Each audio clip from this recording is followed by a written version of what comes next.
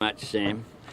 Well, we're now 48 hours away from polling day, and there's a clear choice at this election between Labor supporting and building Australia's future, investing in our people, investing in our infrastructure, investing in our future, or a coalition of cuts and chaos.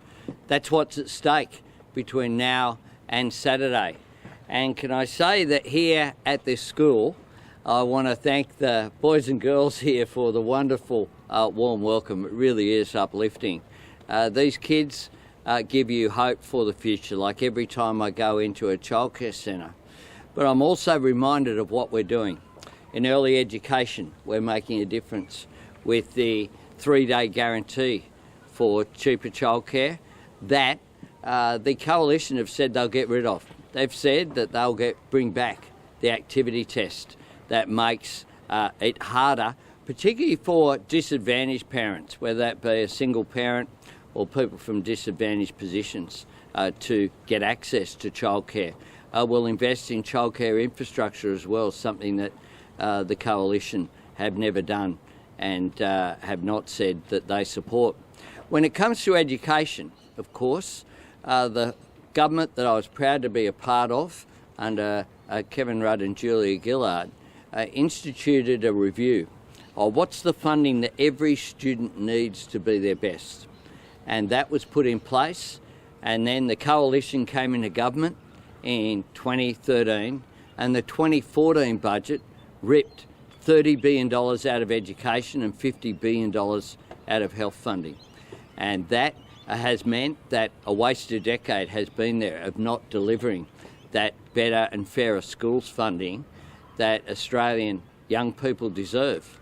Well, we'll deliver $16.5 billion over a decade in the agreement that has been signed by every state and territory government. And I want to give credit to Roger Cook as the WA Premier for being the first Premier to sign up to that agreement, making an enormous difference. It means an extra $2.4 billion for schools here in Western Australia. We're investing in these young people here. We're supporting the teachers in the work that they do. I noticed today we've seen another backflip from Peter Dutton over school curriculum. Now, I make this point. The current school curriculum was put in place by the former government, not us.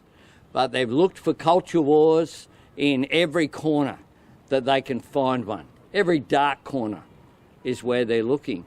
And here, having said that they were going to rail against the curriculum, that it wasn't appropriate, now they're saying they won't touch the curriculum. So it's not clear.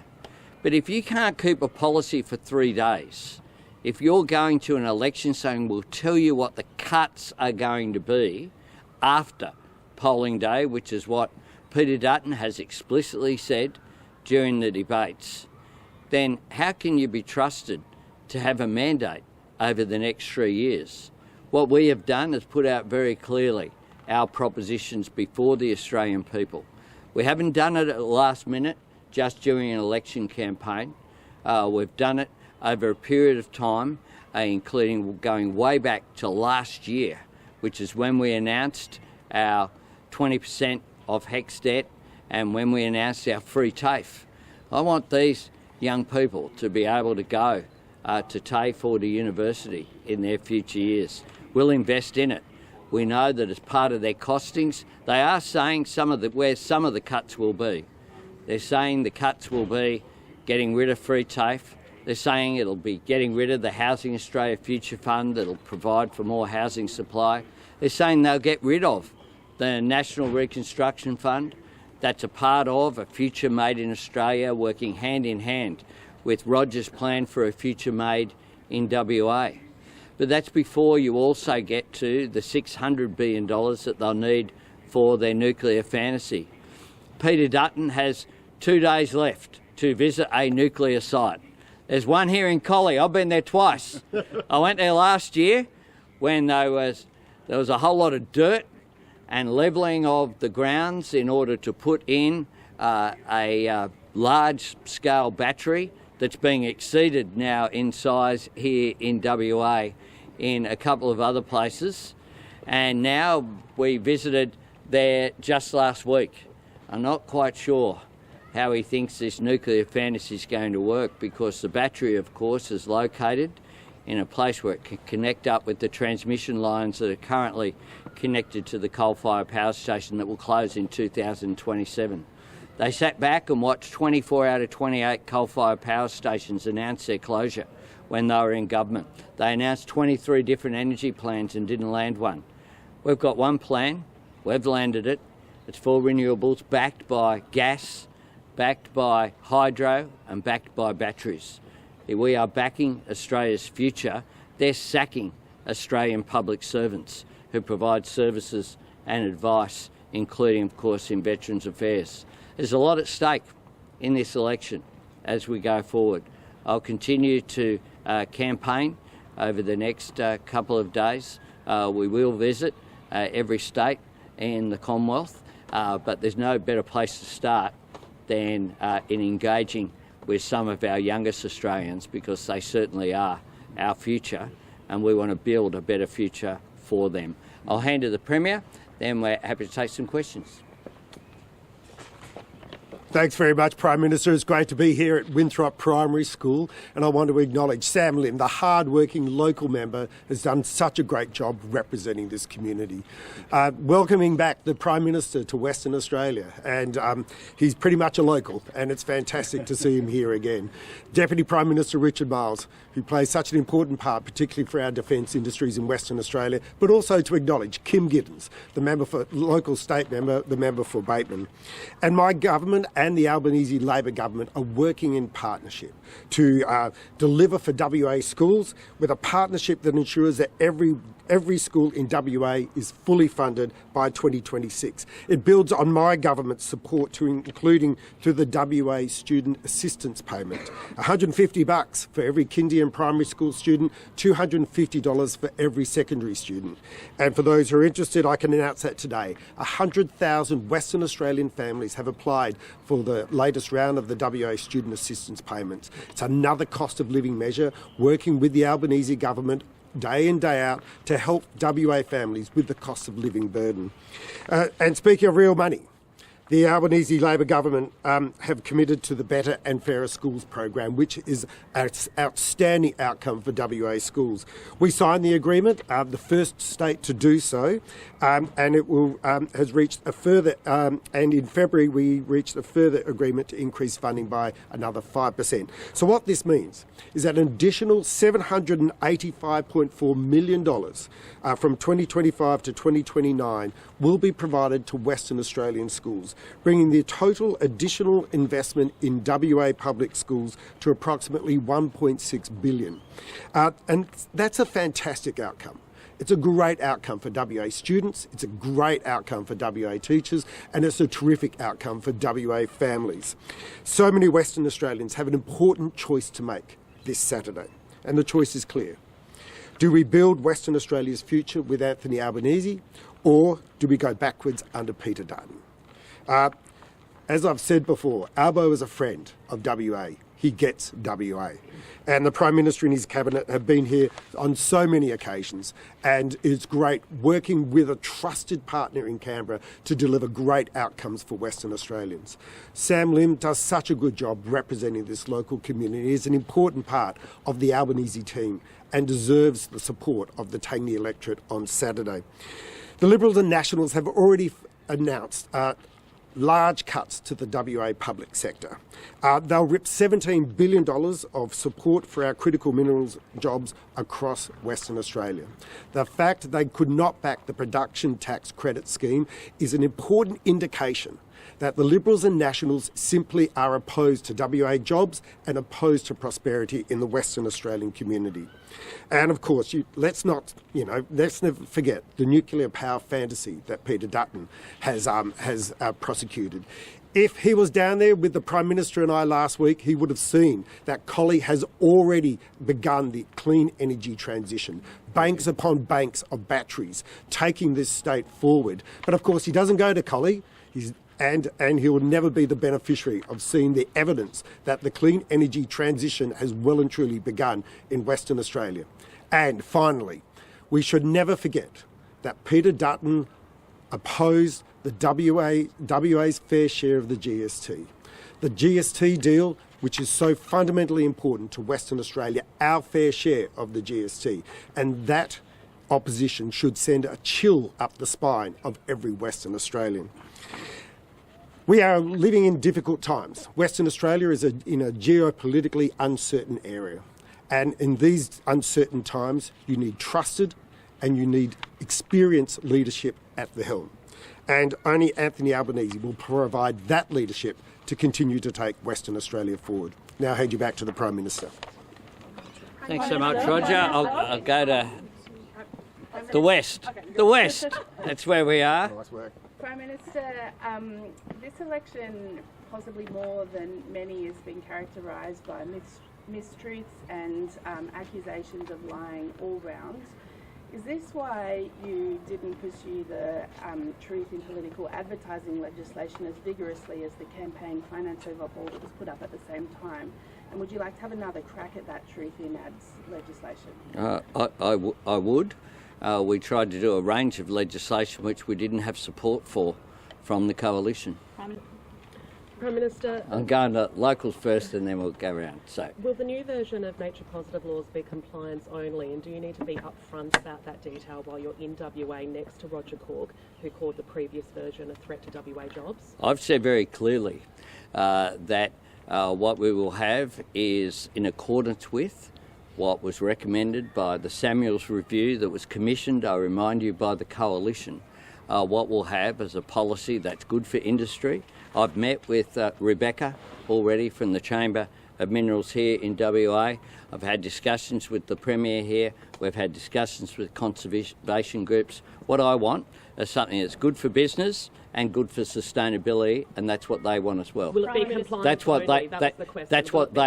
That's what they want as well. Will it be compliance That's only? what they want as well. Will it be compliance only? You're not answering the You'll question. get to see the legislation when it's done. What we will do is not preempt processes of consultation. We treat people with respect. That's what my government does. We engage with industry, and I have a good relationship with the Chamber here. I have a good relationship with conservation groups as well.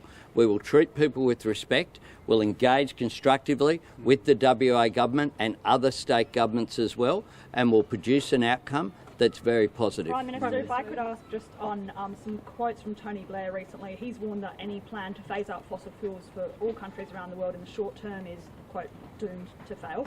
Spain also this week has had a major blackout. This is a country that more than 50% of its electricity is reliant on solar, and it had that mega blackout. So can you explain how your renewables focused plan will be different to the policies that Blair's warning about and may have actually massively faltered in Spain this Well, week? the first thing that I'll do is to reject the characterisation that you just raised. That's the Liberal Party's characterisation. Our plan is for renewables backed by gas, backed by batteries and backed by hydro, firming capacity. That's our plan. We also have not, the government hasn't shut any fossil fuel projects. We haven't done that. We have said, though, that 24 out of 28 coal-fired power stations announced their closure under the former government, and that the former government did bugger all. What they did do was have 23 announcements of energy policies and not deliver one of them. They had their gas rhetoric. This is a government, people have been around a while, and people who are here, certainly without ageing people, Probes and others, will well recall the gas-led recovery. Remember that? Josh Frydenberg used to stand up every question time and go on about the gas-led recovery. If that was the case, why didn't it happen? You know, it's all about rhetoric because they couldn't land a policy. What our policy has done is have a 43% reduction by 2030, net zero by 2050. We're working with industry to do that. In areas like Gladstone and the Pilbara and the Hunter Valley and the Upper Spencer Gulf, the real opportunity that's there is for the mix, for renewables, but backed with the firming capacity that gas brings.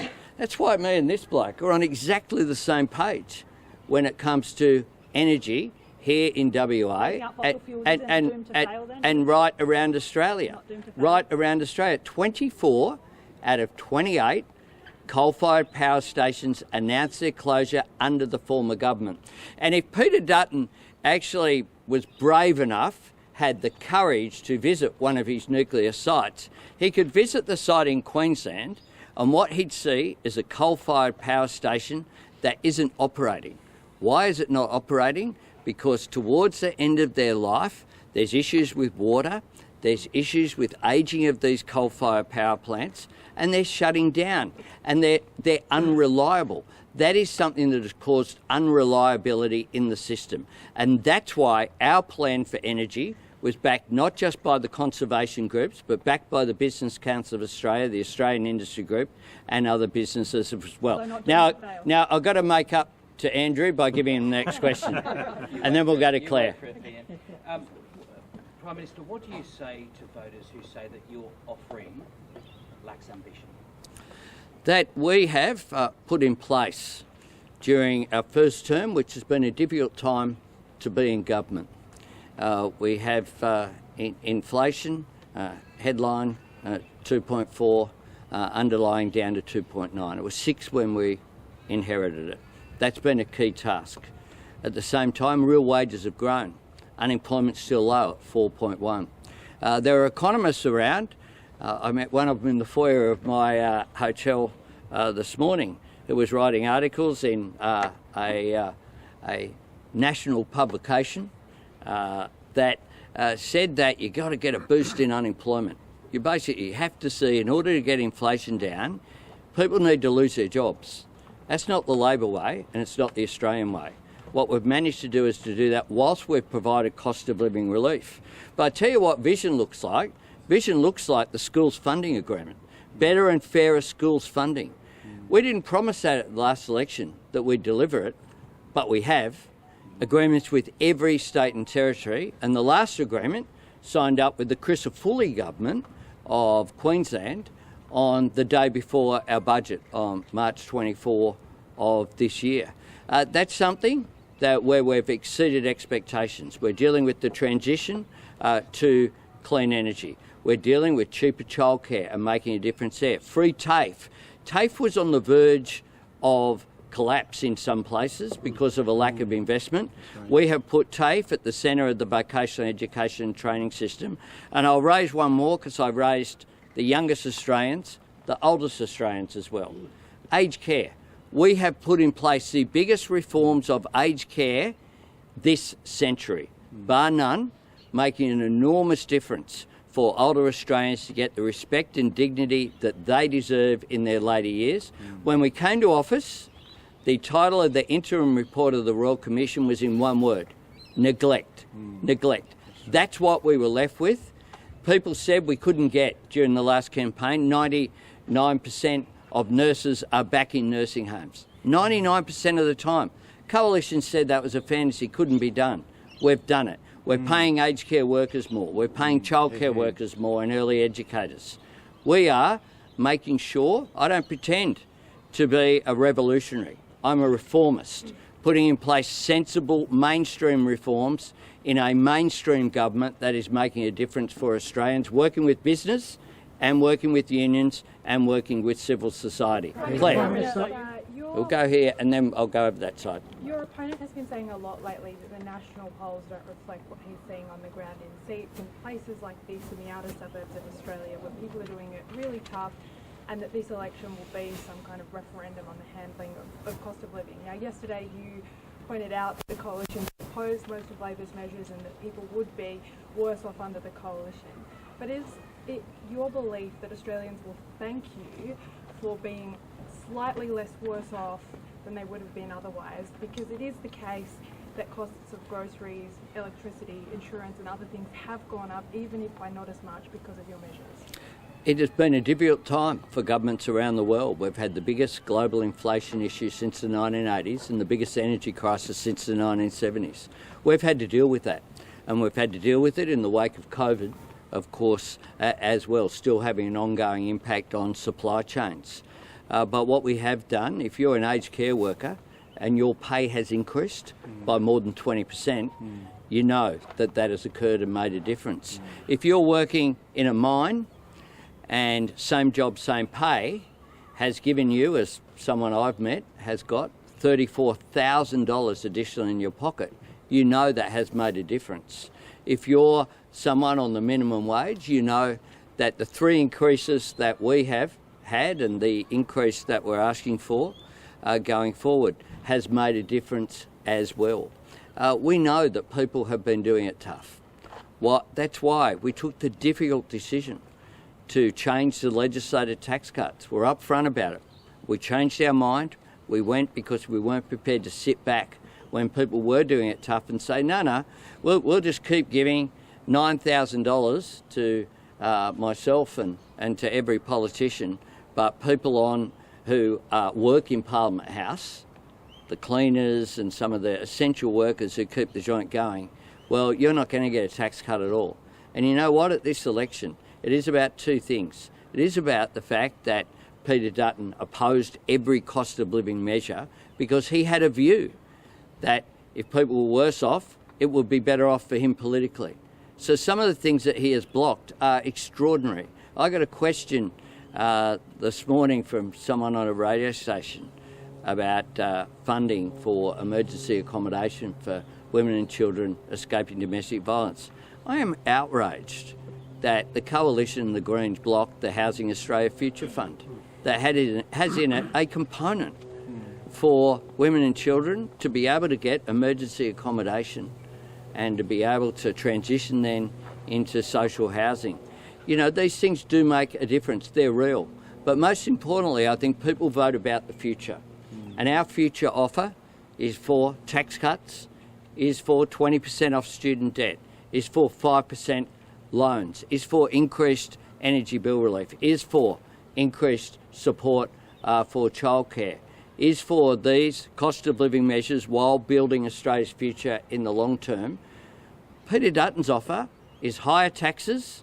He says he will increase the taxes for all 14 million Australians, cuts to services, sacking Australians, not backing Australians who work in the public service, and a $600 billion nuclear plan he doesn't want to talk about, but he certainly won't visit any of these sites. It is a huge risk that he represents, a huge risk. And in today's uncertain times, Australians are looking for certainty, and they can be certain that Labor will deliver that relief. Can I ask a question? Just to clarify something that's been discussed in the last few days. The Australian public has delivered their verdict on the Voice to Parliament. What happens to truth-telling and treaty if you get a second time? Look, we are focused on practical reconciliation. This isn't something... See, one of the things that I haven't done... one of the things that I haven't done is wait for an election campaign in order to announce policy. And I announced our policy at Gama last year, where not a single coalition member federally gave the respect that Indigenous Australians deserve at the most important cultural event that is held by First Nations people in Australia. I outlined it there in a speech. It's about economic empowerment. It's about practical ways to close the gap. That is what I am focused on. That's what I'm focused on. That's what I'm focused on. That's what I'm focused on. Go and read the speech. Thanks. In the final sprint, if you lose your majority and you have to go into minority, and I know you've been asking for a majority, but is that a loss to you? And then what right would you have to stay as leader if you do lose the government's majority? And secondly, I know you had a great time in there, but do you think it's really appropriate to campaign to children? You bet. I think this election is about young Australians. I make no apologies for going into a school because I'm giving schools better funding. Yes. That's what I'm doing. And how do you tell people that we're giving schools better funding without going into a school? Exactly. And one of the great privileges that I've had as Prime Minister and as the member for Grainler, it must be said over a period of time, is going into schools and going into early education centres. Prime Minister. Sorry, Prime no, Minister. can I ask the question about losing a majority? If you lose the majority and you're going to minority, is that considered a loss to you? Oh, look, what I'm about is maximising our position on Saturday. We take nothing for granted. No Prime Minister has been re-elected in this country having served a full term since 2004. We have we have a mountain to climb. We have a mountain to climb, and it is difficult for Labor to be re-elected. I take absolutely nothing for granted at this election campaign. My job is to go out there, put forward the policies that we have. The Australian people will vote, and we'll see what happens on Saturday. But I think we've run a positive campaign. We've run a clear campaign. We haven't waited for elections to be called before. Well, they didn't really wait for the election to be called. They waited for, this week. I don't know if their costings are out yet. Anyone know that? Not yet. No, well, it's, I mean, for goodness sake, how do you take this mob seriously when they've had to hide half their shadow ministers? I mean, I'm sure Andrew Hastie hasn't been in any schools, to be fair, because he hasn't been anywhere. Yes. And he's the shadow defence minister. The shadow foreign minister, I was in his seat the other day with you, the member for Banks. He hasn't been cited. Like, this is the alternative government of Australia, and Angus Taylor's busy counting numbers. Prime Minister, I just wanted to know if you've spoken or you're planning to speak to Jerome Laxale over homophobic slurs his father made to a Liberal volunteer. I think it happened yesterday. The story's in the Herald. It's happened while he was handing out how to vote cards. You want me to speak to people about their family? I keep families out of politics. Do you think it's appropriate? I've answered your question. If you yell, it doesn't mean you get a different answer. Okay, is it appropriate that's for the way a we Labor work. candidate? That's the way we work. What? Someone's family member. I don't talk about people's family. I don't like people talking about mine. I don't talk about others. I don't talk about Peter Dutton's family. And I would ask you haven't asked me any questions about Peter Dutton's family. If you had you would have got the same answer, which is I don't talk about people's family. Jerome Laxale is the candidate, and he's a great candidate for Bennelong. Prime Minister, the Centre for Climate Reporting, a not-for-profit online, has posted video that shows... The Centre for Climate Reporting has posted video that shows Chris LaCivita, the co-manager of Donald Trump's election campaign last year, claiming that he's been advising the Liberal Party on structural problems as it campaigns in Australia. Apparently the advice was around the beginning of the month. Now, I should say Peter Dutton has flatly denied that he's had any contact with Chris LaCivita. But at this stage, how does it strike you that the Liberal Party might have been getting advice from one of Donald Trump's masterminds? And could you give us a broader, what role has Donald Trump played in this campaign as it closes? Well, I've been focused on Australia, of course. I'm concerned about some of the positions that have been put during the election campaign here that people, commentators have said, resembles things that have been done, such as mass sackings of public servants. We have a serious election campaign to run here. I've not been interested in fighting culture wars. I've been interested in fighting for Australians. That's what I'm interested in. And the campaign of the Liberal Party has become more and more right-wing under Peter Dutton. That's just the truth of the matter. Peter Dutton has had different positions as sought to raise culture war issues, and he, under the Liberal Party, has lost people like Christopher Pyne, people like Paul Fletcher and Simon Birmingham are going at this election. Will the last moderate in the Liberal Party turn the lights off? Will the last moderate turn the lights off? Because that is what is happening. In the time I've been in Parliament, there were people like Petro Georgiou and people who were moderates in the Liberal Party. Under Peter Dutton, he is a deeply conservative man. There have been increased right-wing elements. We saw here in Rogers' election I mean, some of the elements that are in the Liberal Party who are candidates at this election, I mean, the candidate for Fowler has said extraordinary things. I don't talk about people's families, and I think they should be kept out of it, to be very clear. But do you condemn those comments? But do you condemn the homophobic comments? Seriously, mate. Seriously, people's families should be kept out of it.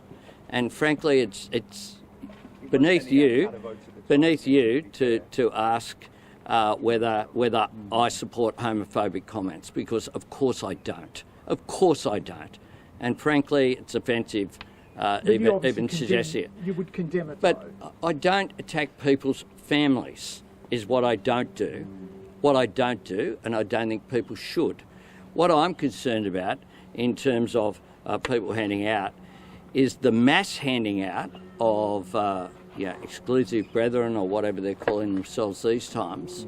You know, frankly, it doesn't stack up that hundreds of people have just happened to turn up at polling booths, some travelling across state boundaries to hand out for the Liberal Party, wearing Liberal Party shirts. You know, what is the quid pro quo, given that organisation doesn't vote in elections, and given the views that they have? Prime Minister, we're expecting some more detail from the coalition on their what they might save from reducing the federal public service. Are you confident that your model for the public service is more cost effective, taking into account some of the savings you've announced in the last term of government on external labour do take effect from the 2025-26 financial year onwards? Yeah, consultants cost more money than public servants, and they don't produce the same efficiencies either. Just here. You've made it clear that gas is an important part of our energy transition. We have heaps of gas under the ground in Australia, yet we're facing a shortage, particularly on the east coast, within a few years. That's according to AEMO. So after the election, if you're successful, what is your message to the states in terms of boosting gas supplies, getting more gas out of the ground for the domestic supplies that we so need? Well, we need more supply. It needs to be done in a sustainable way. But we have also, one of the things that's happened during this election campaign is there have been a range of things announced by Peter Dutton that are happening. So he's announced, for example, housing infrastructure funding that he announced, I think, here a while ago. We're doing it. Like, it's rolling out in partnership. We have had 2 rounds of that program that he either doesn't know exists or pretends he doesn't know exists. On gas, on the day of the election in 2022, gas was $34. Today it's $13. We've mandated the gas code of conduct. We changed the domestic gas security mechanism to ensure that we can intervene to ensure supply domestically. We've put in place all of those measures.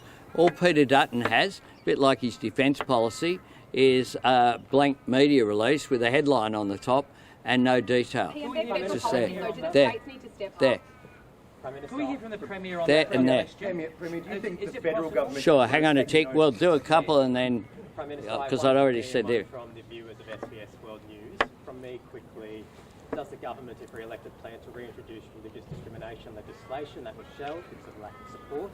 And from the viewers, what will the government do to protect transgender Australians?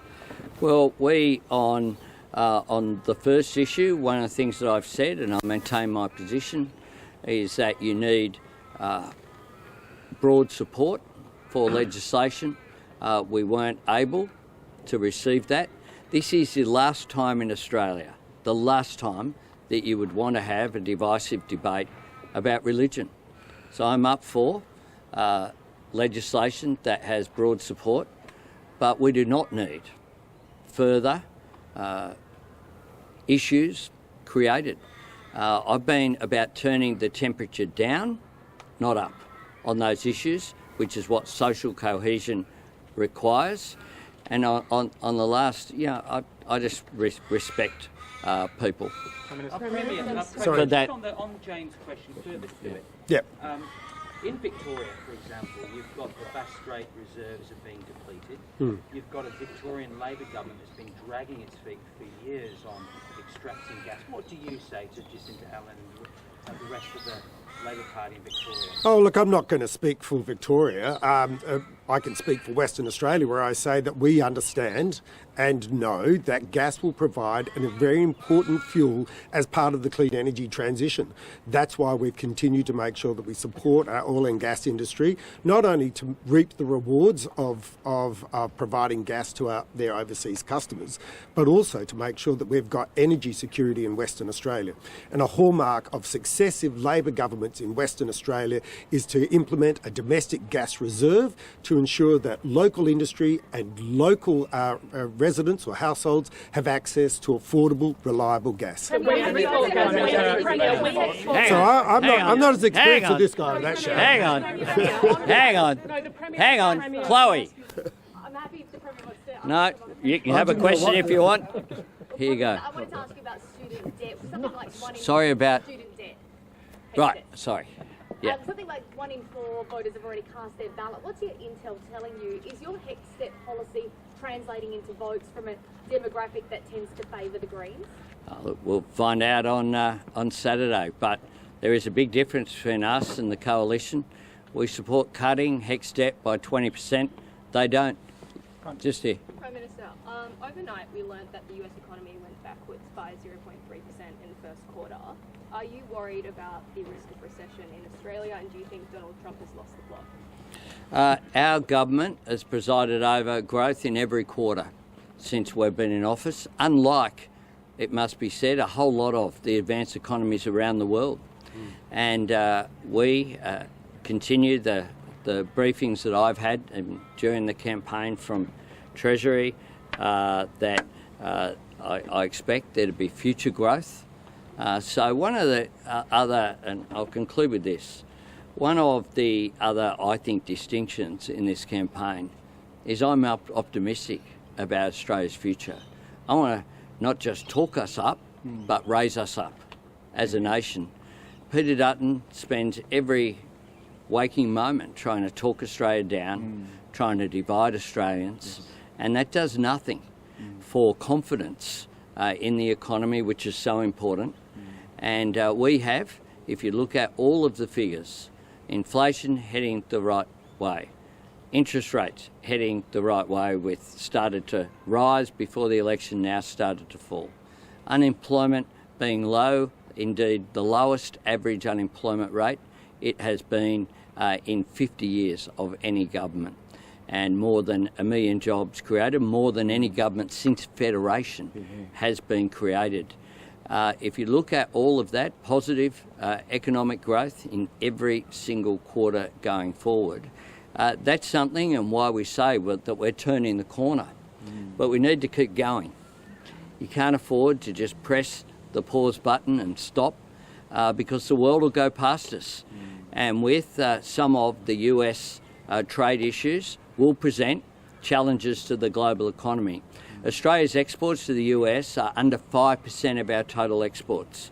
What will have potentially a bigger impact, because those things are still being exported, things like, to give you one example, plasma comes here from the United States, gets processed, then gets sent back. They're not going to say, no, that's not happening. It's just they'll pay more for it. So it will have an impact. That's why I say that, and I said on the day that President Trump made his announcement that this was an act of economic self-harm by the Trump administration. I firmly believe that. My government stands for free and fair trade. We'll continue to do so, and I'll see you at the next stop. Thanks very much.